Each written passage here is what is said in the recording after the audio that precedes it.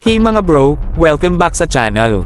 Ngayon, may seryosong usapan tayo tungkol sa depensa habang tinitingnan natin ang mahalagang pagkikita ni German Defense Minister Boris Pistorius at Philippine Defense Secretary Gilberto Teodoro. Ang dalawang ito ay naghahanda na tapusin ang isang Defense Cooperation Agreement, DCA, ngayong taon, at kung magagawa nila ito, maaaring mabago nito ang landscape ng depensa para sa parehong bansa.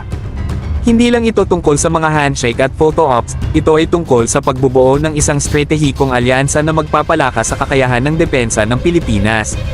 So, ano bang laman ng usapan? Habang limitado pa ang mga detalye, malinaw na ang DCA na ito ay magtutuon sa defense industry. Usapang material procurement, pagpapalawak ng kooperasyon sa military training at education, at pagpapalakas sa cybersecurity. Isipin nyo ang dami ng kaalaman at teknolohiya na maaaring dumaloy mula Germany papuntang Pilipinas. Hindi lang ito pagpapalakas sa ating militar, ito ay isang investment sa ating pambansang seguridad at teknolohikal na kakayahan. Bakit napakahalaga ng DCA na ito para sa Pilipinas?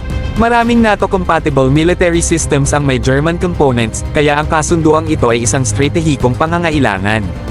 Naalala nyo ba nung inihinto ng Germany ang export ng Brazilian-made, Italian-designed armored vehicles sa Pilipinas dahil sa mga isyu sa karapatang pantao noong Duterte administration? Mahalagang bahagi ng mga sasakyang iyon ang German components.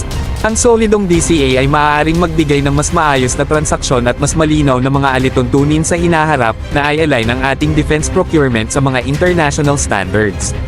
Hindi lang depensa ang usapan, mga bro, isa rin ang Germany sa mga vocal supporters ng Pilipinas sa international stage.